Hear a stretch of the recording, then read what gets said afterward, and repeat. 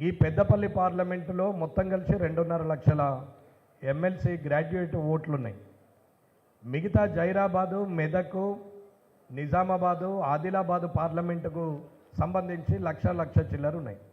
అంటే గెలిస్తే ఎవరికి పేరు వస్తుంది, ఓడిపోతే ఎవరికి పేరు వస్తుంది అనేది మీరు ఆలోచించుకోవాల్సిన అవసరం ఉన్నది. ఇక్కడే నిర్ణయం తెలిసిపోతుంది.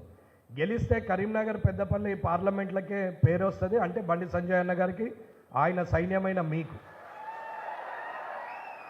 అదే ఓడిపోయినా ఆ పేరు కూడా బండి సంజయ్ అన్న గారికి, మీకే వస్తుంది, వేరేది ఏముండదు. ఇక్కడ గెలిచినా ఓడినా బాధ్యత మీది. కాబట్టే ఇక్కడ 8-10 రోజులుగా ఇక్కడే తిరగడానికి కారణం ఏంటంటే ఓట్లు ఎక్కువ ఉన్నాయి కాబట్టి ఇక్కడ ఎట్టి పరిస్థితుల్లో టర్నింగ్ ఇచ్చుకోవాలని పాయల్ శంకర్ అన్న గారు కానీ నేను కానీ సంజయ్ అన్నతోనే తిరుగుతూ పోయినాం. మంచిర్యాల నుంచి సిద్దిపేట వరకు ఉన్నటువంటి ఓట్లు 2.5 లక్షలు. అక్కడ మెదక్ నుంచి మొదలు పెడితే ఆదిలాబాద్ వరకు ఉన్న ఓట్లు 1,00,000 చిల్లర.